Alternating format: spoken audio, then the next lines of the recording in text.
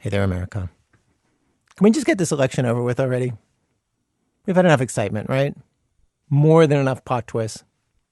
The president getting coronavirus, Ruth Bader Ginsburg dying, that whole first debate, the alleged contents of Hunter Biden's hard drive, which are either totally unconvincing or deeply, urgently important, depending on your point of view. We finally got to see the president's tax records after all these years, and it barely seemed to make a dent in anything. Militia plotted to kidnap the governor of Michigan. And then after that, the president's followers chanted, "Lock her up." The president, joking, not joking, told his supporters in North Carolina to go out and try to vote twice. And then after that, the attorney general declared on CNN to Wolf Blitzer that voting twice might actually be legal. I don't know what the law in the particular state says. You can't vote twice. Well, I don't know what the law in the particular state says and when that vote becomes final. Is there any state that says you can vote twice? Well, there's some, maybe that you can change your vote up to a particular time. I don't know what the law is, so I'm not going to offer. He was saying Attorney General William Barr looks amazingly relaxed as he says all this. Calm. Like nothing's out of the ordinary. Nothing to see here, officer. Watching him, it's hard not to think, is this really happening? I get that same feeling looking at photos of the president's rallies where even now he's packing people in. Tons of people with no masks, not following CDC guidelines. He's doing this even after he, his wife, his son, his press secretary, his campaign manager, the chair of the Republican National Committee, White House housekeeping and military staff, members of the vice president's staff, Stephen Miller, Kellyanne Conway, and Hope Hicks all got coronavirus, even though cases are at an all-time high and on the rise. Looking at the not socially distanced crowds, it's like, is this really happening? And now, coming up, this coming Tuesday, we're either going to have an election with a clear winner, or, apparently, the vote will be contested. A contested election seems so possible because the president keeps saying over and over that he's way ahead in the polls, and those polls that we all are seeing on the news saying that he's way behind, those are fake. And so, if he loses, he says, there's only one possible explanation.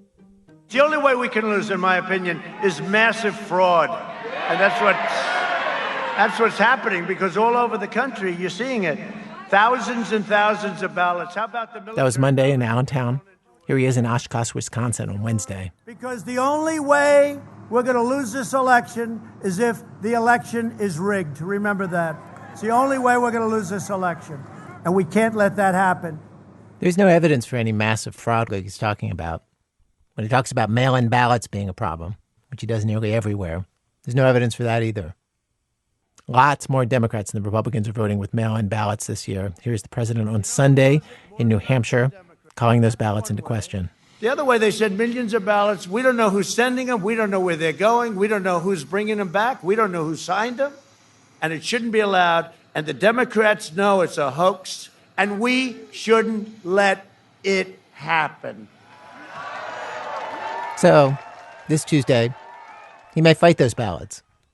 And we might find ourselves in a big, no-holds-barred season finale contested election constitutional national meltdown, with both sides arguing over whether to count mail-in ballots and ballots that arrive after November 3rd.